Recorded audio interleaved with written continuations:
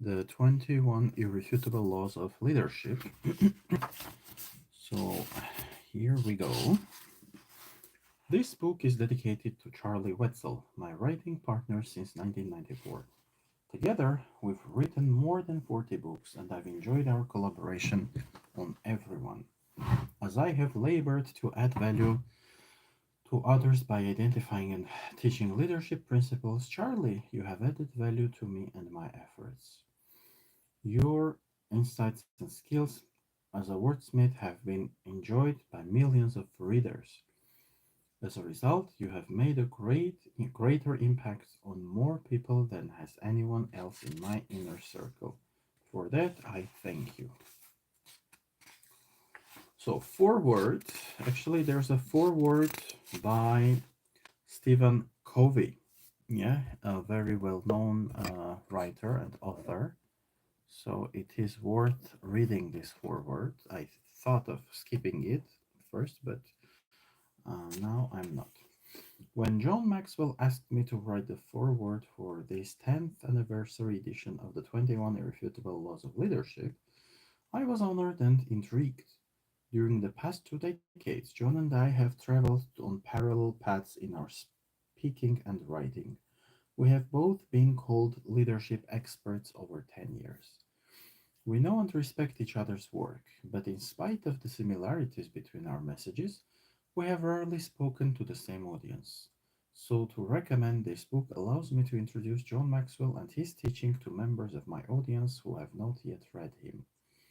And what better book to recommend than this new and improved version of the 21 Irrefutable Laws of Leadership?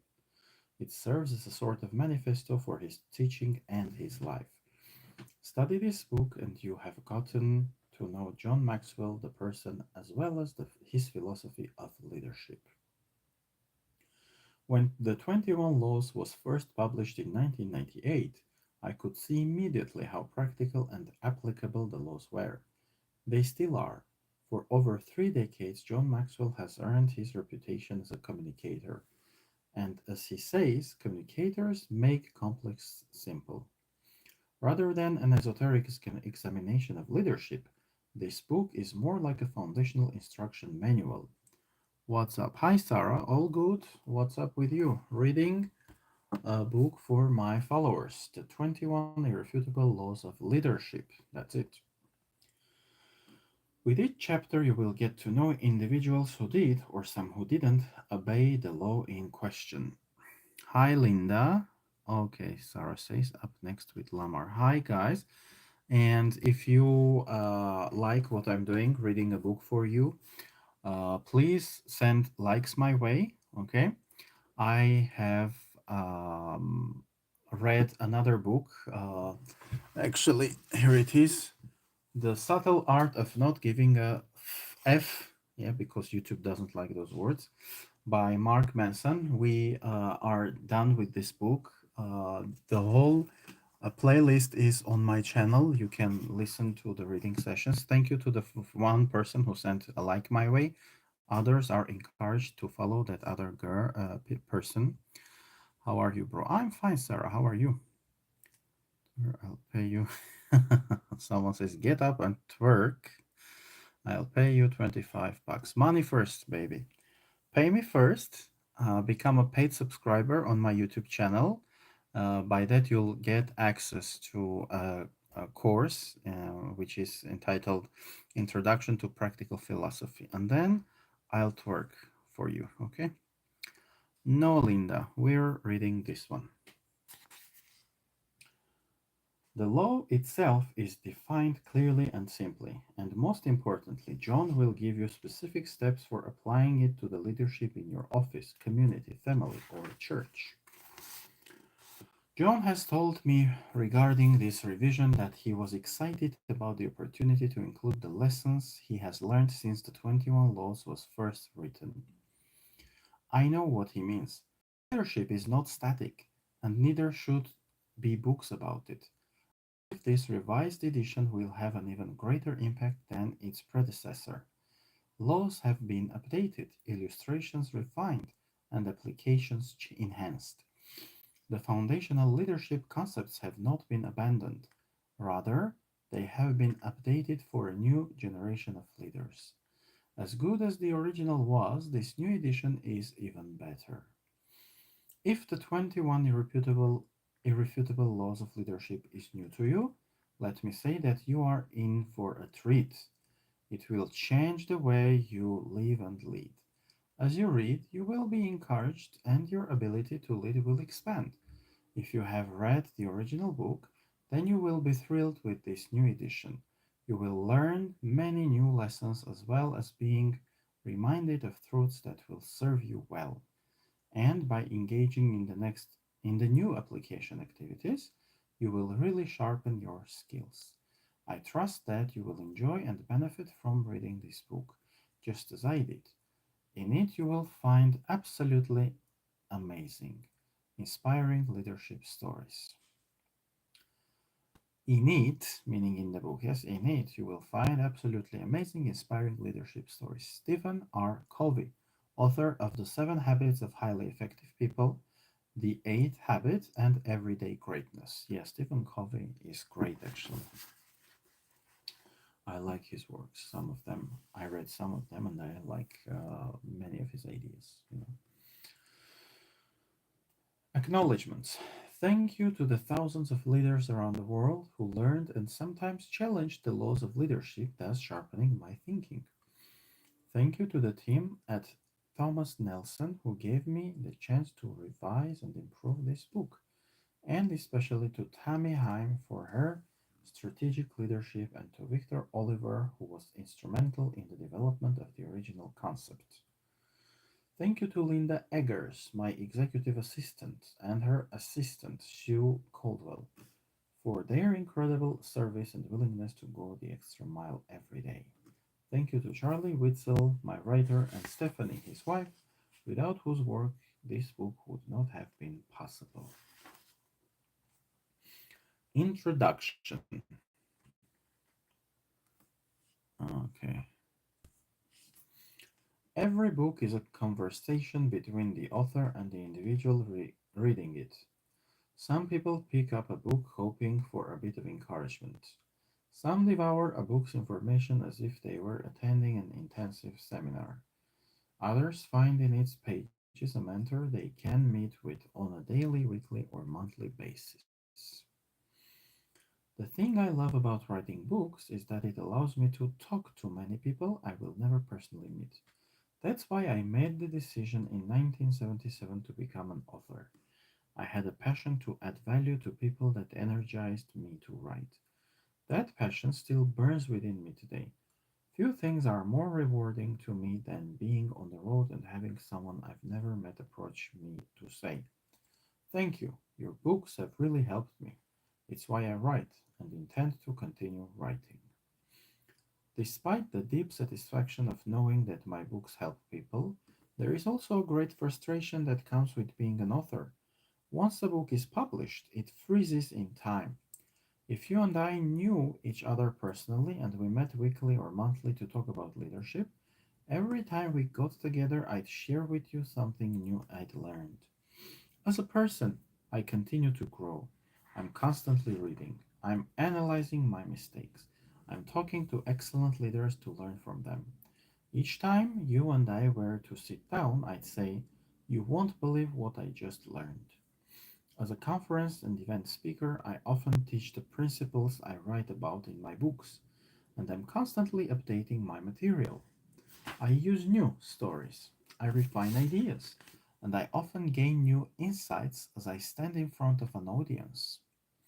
However, when I go back to books that I've previously written, first, I become aware of how I've changed since I've written them. But second, I become frustrated because the books can't grow and change along with me. That's why I got excited when my publisher, Thomas Nelson, asked if I would like to revise the 21 Irrefutable Laws of Leadership for a special 10th anniversary edition. When I originally wrote the book, it was my answer to the question, quote, "If you were to take everything you've learned about leadership over the years and boil it down into a short list, what would it be?" Unquote. I put on paper the essentials of leadership, Communicate it as simply and clearly as possible. And soon after the book was published and it appeared on four different bestseller lists, I realized it had the potential to help a lot of people become better leaders.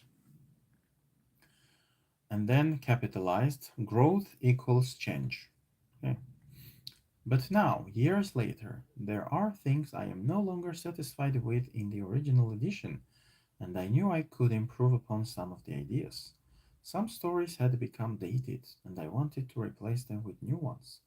I had also developed new material to better explain and illustrate some of the principles. While teaching the laws for nearly a decade in dozens of countries around the world, I fielded thousands of questions about them. That process advanced my thinking beyond what it was when I first wrote the book. Working on this 10th anniversary edition has allowed me to make those improvements. By far the biggest change I wanted to make to the original book centered on two of the laws.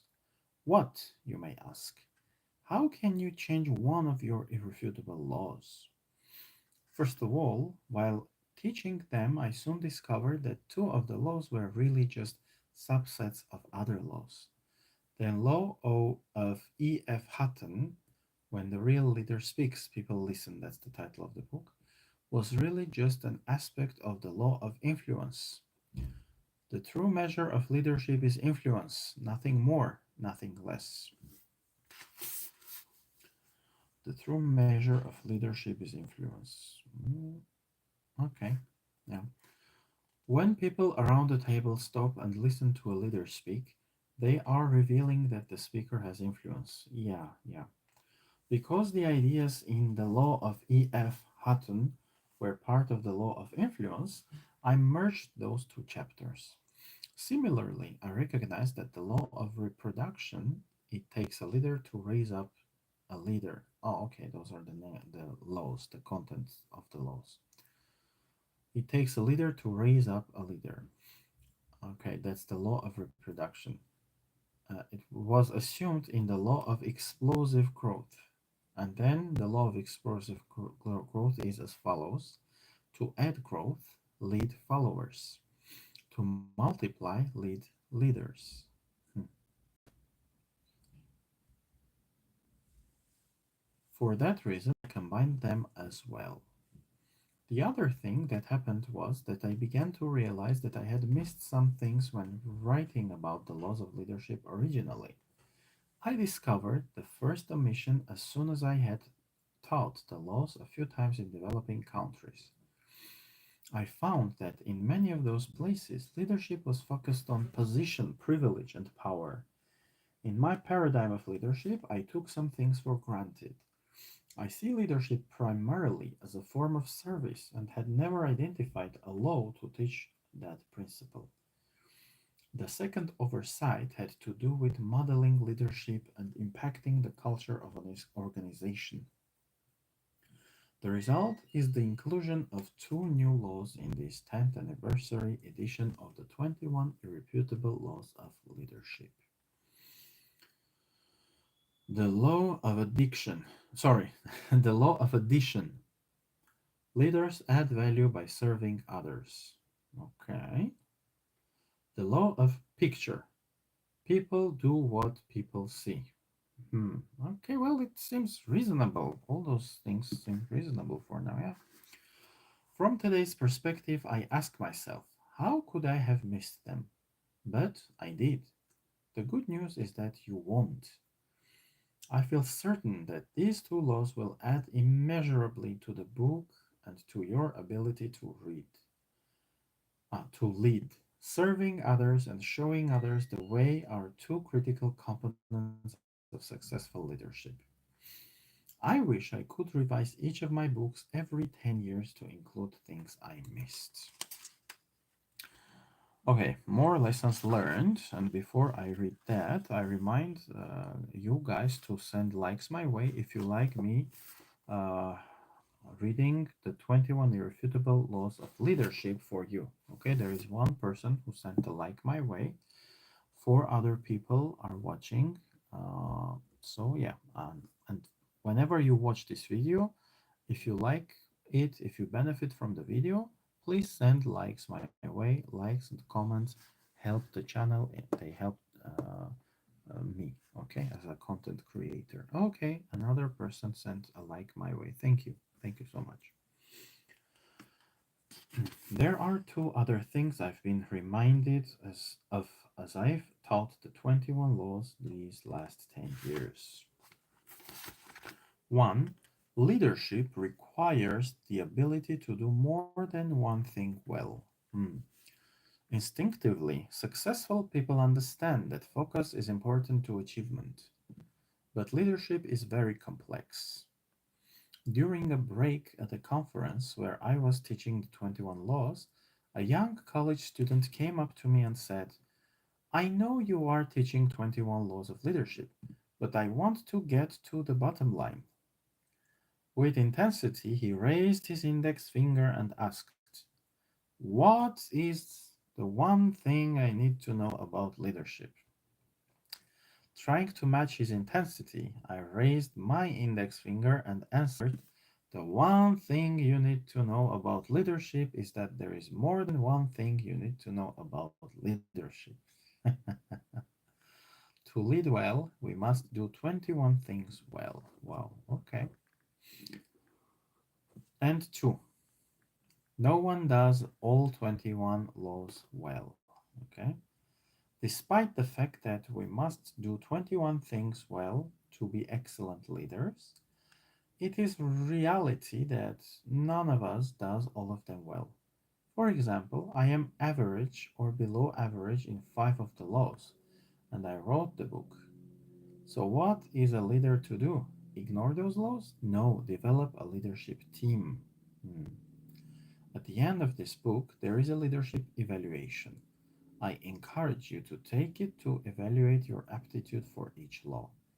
Once you've discovered in which laws you are average or below, begin looking for team members whose skills are strong where yours are weak. They will complement you and vice versa, and the whole team will benefit. That will make it possible for you to develop an all star leadership team. Mm. Remember, none of us is as smart as all of us. Yeah, makes perfect sense. Some things never change. Another subheading. Though I have made adjustments to the laws and updated the ways I teach them, some things have not changed in the last 10 years. It's still true that leadership is leadership, no matter where you go or what you do. Times change, technology marches forward, cultures differ from place to place, but the principles of leadership are constant. Whether you're looking at the citizens of ancient Greece, the Hebrews in the Old Testament, the armies of the modern world, the leaders in the international community, the pastors in local churches, or the business people of today's global economy, leadership principles are unchanging and stand the test of time. As you read the following chapters, I'd like you to keep in mind four ideas. Okay? One, the laws can be learned. Some are easier to understand and apply than others, but every one of them can be acquired. Two, the laws can stand alone. Each law complements all the others, but you don't need one in order to learn another. Three, the laws carry consequences with them. Apply the laws and people will follow you. Violate or ignore them, and you will not be able to lead others. 4. These laws are the foundation of leadership.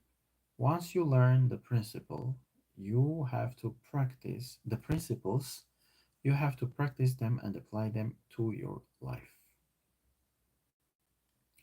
Whether you are a follower who is just beginning to discover the impact of leadership or a natural leader who already has followers, you can become a better leader.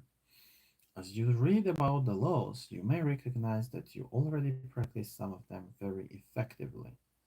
Other laws may expose weakness you didn't know you had. Use your review as a learning experience. In this edition, I've included exercises at the end of each chapter to help you apply each law to your life. No matter where you are in the leadership process, know this: the greater the number of laws you learn, the better leader you will become. Each law is like a tool, ready to be picked up and used to help you achieve your dreams and add value to other people. Pick up even one, and you will become a better leader.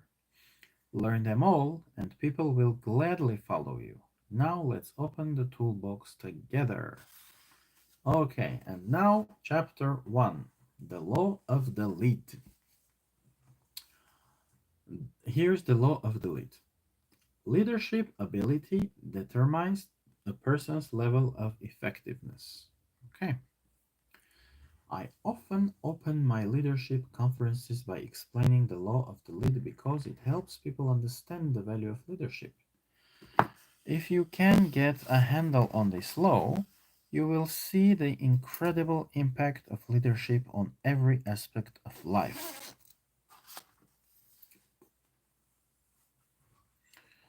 So here it is. Leadership ability is the lead that determines a person's level of effectiveness.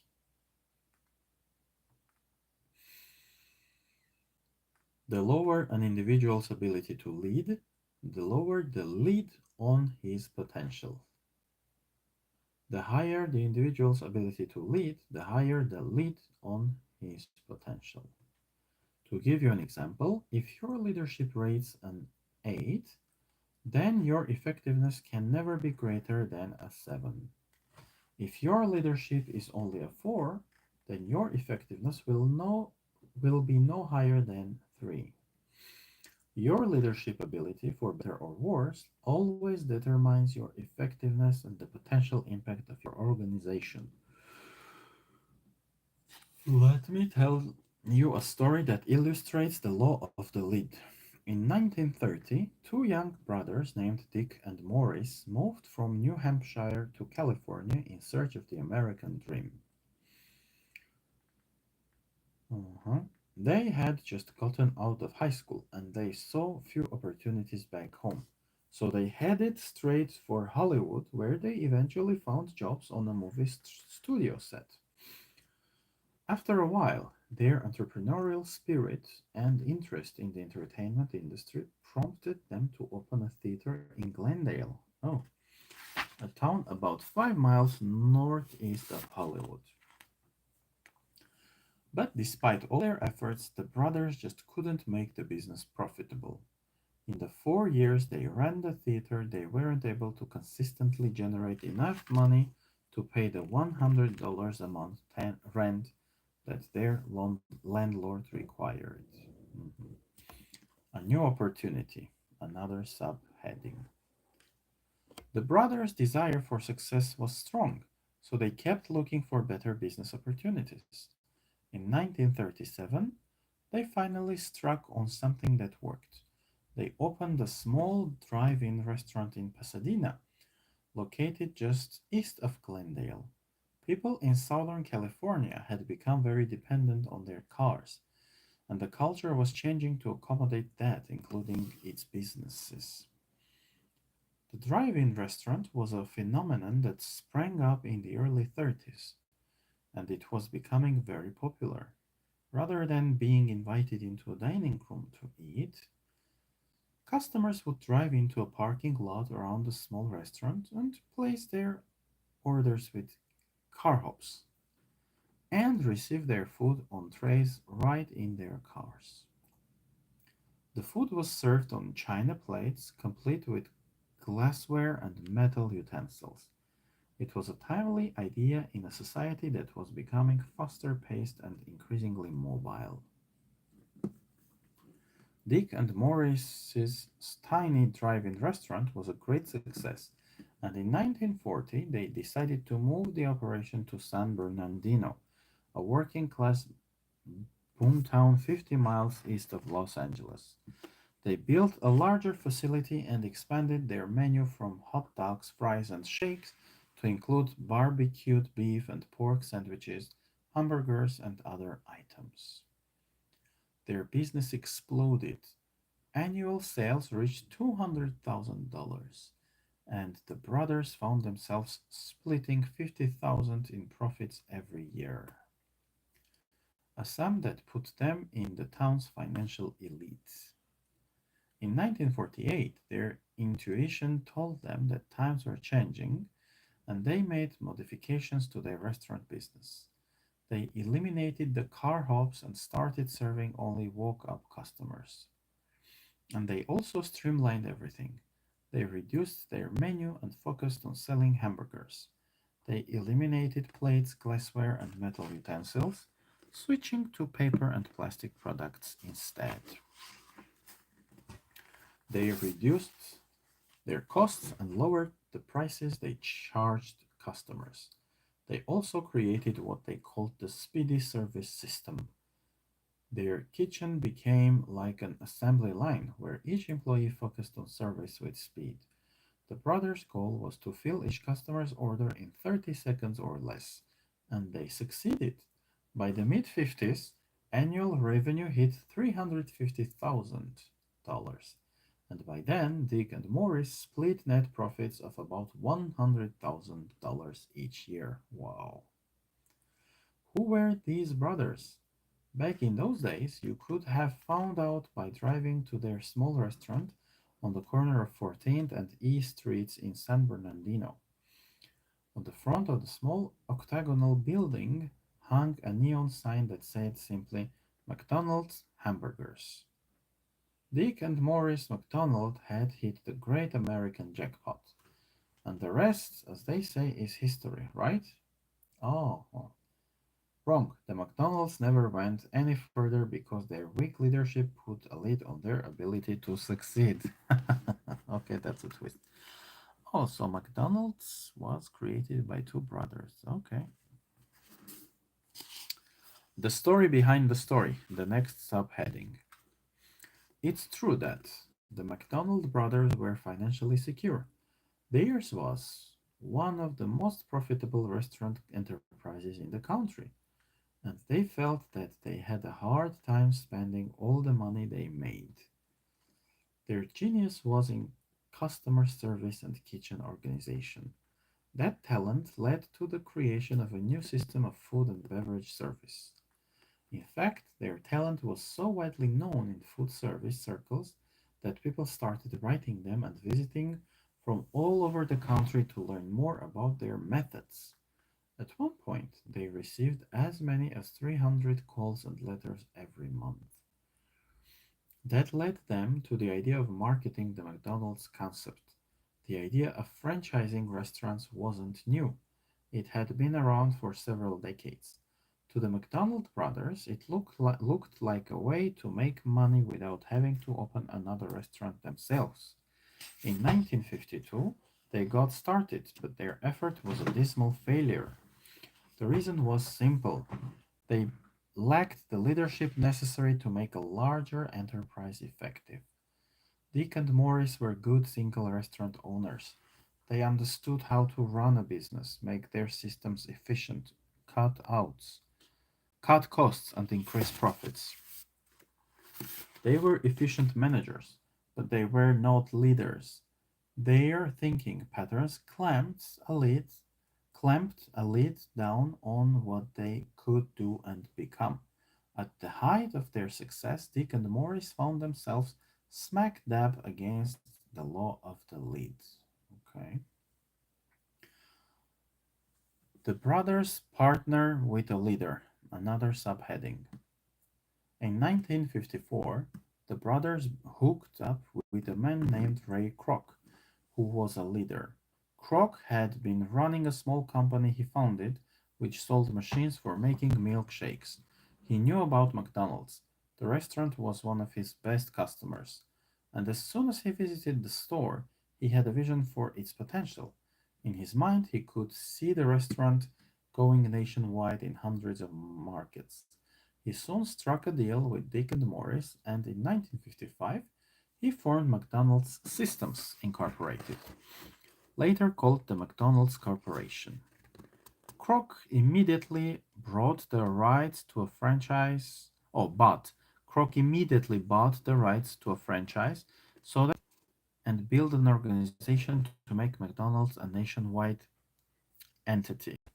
Okay, connection isn't stable, it seems. Sorry about that. He recruited and hired the sharpest people he could find, and as his team grew in size and ability, his people developed additional recruits with leadership skills. In the early years, Kroc sacrificed a lot. Thought he was in his Though he was in his mid-50s, he worked long hours just as he had when he first got started in business 30 years earlier. He eliminated many frills at home, including his country club membership, which he later said added 10 strokes to his golf game. During his first 8 years with McDonald's, he took no salary. Not only that, but he personally borrowed money from the bank and against his life insurance to help cover the salaries of a few key leaders he wanted on the team. His sacrifice and his leadership paid off.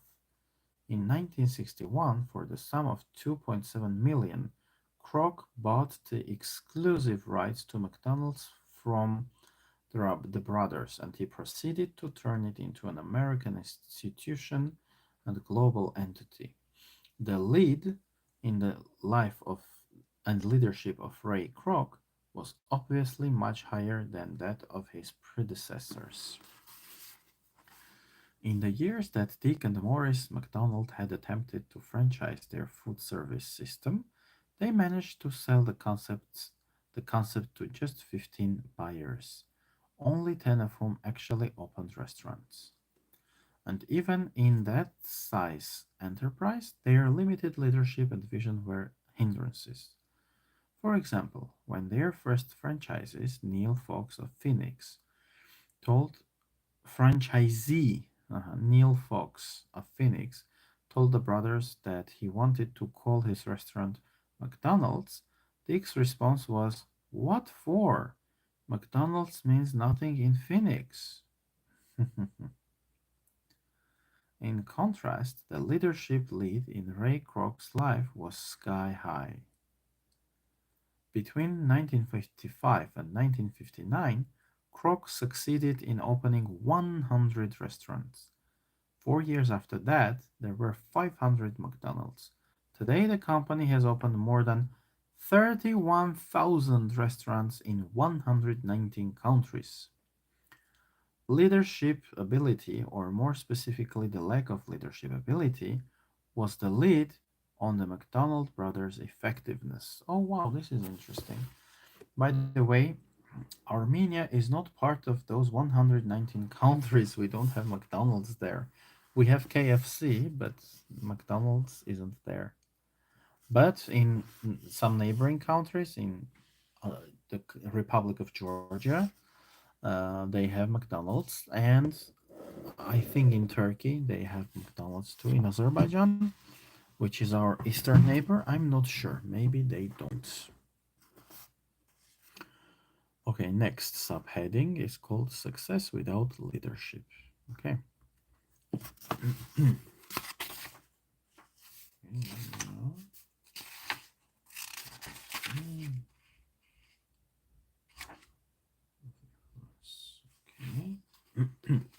Success without leadership.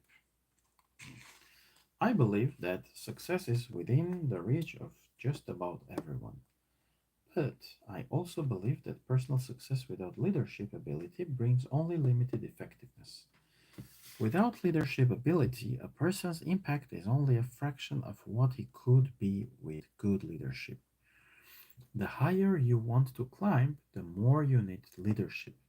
The greater the impact you want to make, the greater your influence needs to be. Whatever you will accomplish is restricted by your ability to lead others. Let me give you a picture of what I mean. And before that, there is a little quote on the page, so I'll read the idea. The higher you want to climb, the more you need leadership. The greater the impact you want to make, the greater your influence needs to be. Okay, makes sense. And now let's continue with his example. Let's say that when it comes to success, you're an 8 on a scale from 1 to 10. That's pretty good. I think it would be safe to say that the McDonald brothers were in that range. But let's also say that leadership isn't even on your radar. You don't care about it, and you make no effort to develop as a leader. You're functioning as a 1. Your level of effectiveness would look like this. Mhm. So he has charts in the book. I'm not sure if I'm authorized to reproduce those charts. So vertically, leadership ability, and horizontally, success dedication. Okay. To increase your level of effectiveness, you have a couple of choices. You could work very hard to increase your dedication to success and excellence, to work toward becoming a 10. It's possible that you could make it to that level, though the law of diminishing returns says that the effort it would take to increase those last 2 points might take more energy than it did to achieve the first 8. If you really killed yourself, you might increase your success by that 25%. But you have another option. You can work hard to increase your level of leadership. So instead of increasing your level of effectiveness, you increase your level of leadership. Okay, that's what he's saying. Let's say that your natural leadership ability is a 4, slightly below average. Just by using whatever God given talent you have, you already increase your effectiveness by 300%. But let's say you become a real student of leadership and you maximize your potential. You take it all the way up to a 7. Visually, the results would look like this. And again, there's another chart in which both your success dedication and your leadership ability are increasing your productiveness. Okay. On the first chart, you have success dedication up to zero point 0.8, and it's kind of flat. On the second chart, you have the same success dedication from 1 to 8, but also you have leadership ability increased from 1 to 7. So it's not just like flat, it's square. Yes, so you increased your leadership ability. Okay. By raising your leadership ability without increasing your success dedication at all, you can increase your original effectiveness by 600%. Leadership has a multiplying effect. I've seen its impact again and again in all kinds of business and nonprofit organizations. And that's why I've taught leadership for more than 30 years. Okay, the next subheading is to change the direction of the organization, change the leader. And we will read this next time. Okay.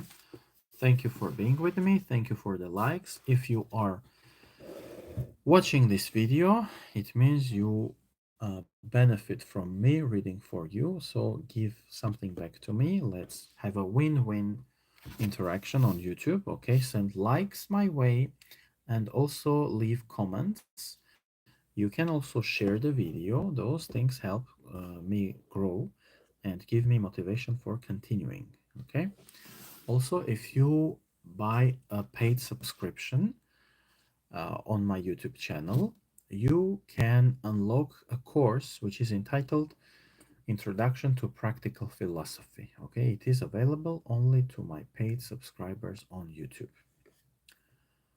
That's it for today. Thank you. High five and see you tomorrow. Bye bye.